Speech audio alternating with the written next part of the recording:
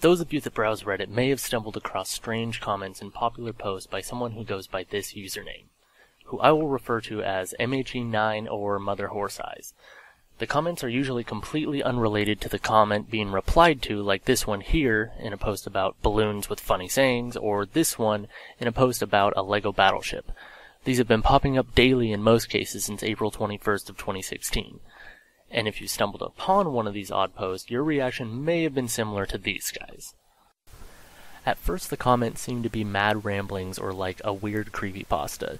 Many of them talk about something called a flesh interface, or experiments involving LSD, people whose limbs disappear, and others being hooked up to futuristic virtual reality beds. What's actually happening here is that MHE9 is slowly releasing / writing parts of a cohesive story by piggybacking popular comments on the front page of Reddit. Going through the post history of the author provides a slowly unfolding narrative, and the links between the separate story arcs become clear with each new post. The narrative is described as Lovecraftian alternate history sci-fi, but that doesn't really quite capture what it's all about.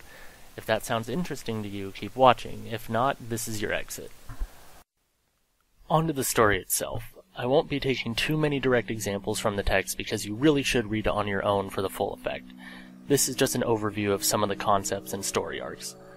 The main bulk of the narrative so far focuses on strange objects known as flesh interfaces, which are essentially interdimensional portals made of organic matter, aka flesh and bone and eyes and fluids.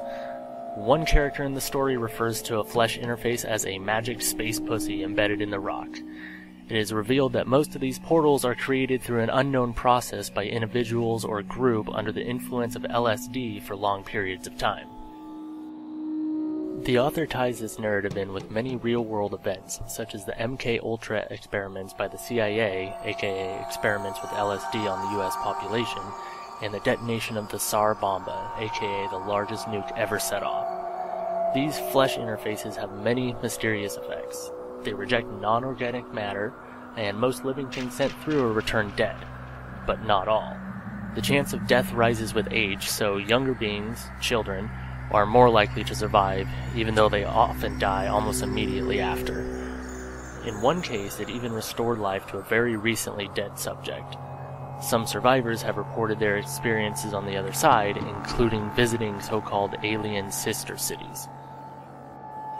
Aside from the effects on objects sent into the portal, the flesh interfaces create incident zones outside the portal in which objects are spontaneously segmented, i.e. parts of the object simply disappear, yet they act as if the missing parts were still there.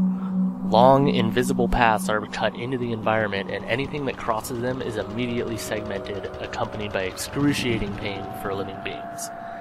If that weren't enough, many flesh interfaces are accompanied by giant floating metallic cylinders above the incident zone.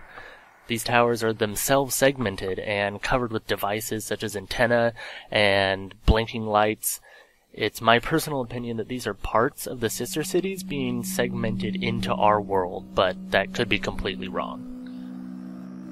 Another large part of the narrative is about a future timeline where many people are plugged into virtual reality beds for extended periods and spend all of their time in infraspace, while the beds provide their basic physical needs. These VR beds also give the user sensory input, nullify pain, and allow them to go without sleep, though the longer the use, the more damaging the effects.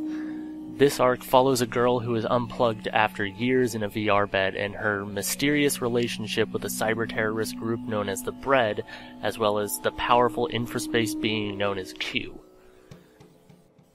So that kind of covers the basics of the interface series so far. I don't want to get too in-depth here because it's too much for one video.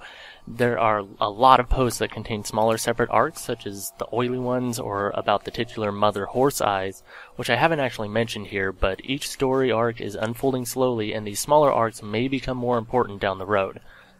In my opinion, this story is being told in a very unique way and is a really interesting read in of itself. It has much more to it than I touched on here. Also, I want to say that I have nothing to do with the actual writing of the story. I'm just a random guy who wanted to make a video about this. If you enjoyed it and want to read the interface series as it unfolds, head over to the unofficial subreddit, which I've linked down below. Thank you.